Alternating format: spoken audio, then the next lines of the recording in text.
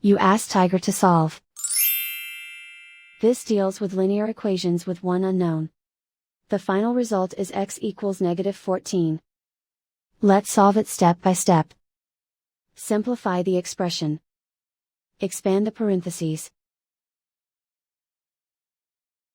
Simplify the arithmetic.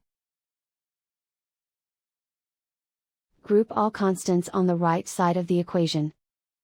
Subtract 8 from both sides. Simplify the arithmetic.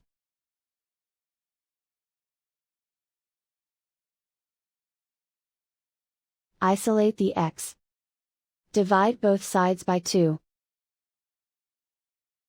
Simplify the fraction.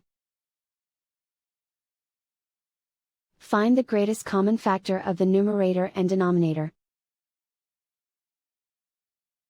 Factor out and cancel the greatest common factor.